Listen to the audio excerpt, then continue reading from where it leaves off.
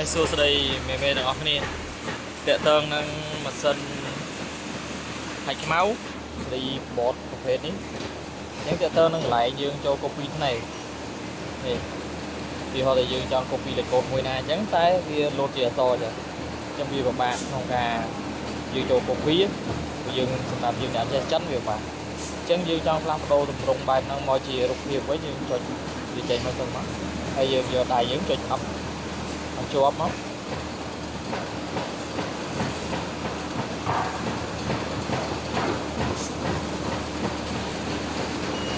គេយកវាអត់ឲ្យវាជាប់បែបនេះហើយបន្តមកយើងយកភាសាអង់គ្លេសវិញមក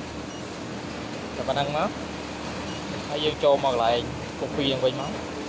អញ្ចឹងនេះគឺវាចេញជារូបភាពបែបនេះវិញអញ្ចឹងងាយស្រួលក្នុងការដែលយើង copy វាអត់ប្រមាណ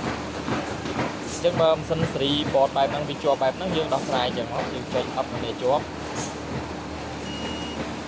ដល់បែបហ្នឹងជាប់ហើយយើងក៏គ្រាន់តែផ្លាស់ប្ដូរមកជាអក្សរអង់គ្លេសវិញតែបើវាជាប់អក្សរចិនបែបនេះគឺវាចេញចឹងកន្លែង copy តែគឺចេញបែបនេះអញ្ចឹងវីដេអូយើងគឺមានតែប៉ុណ្ណឹងទេ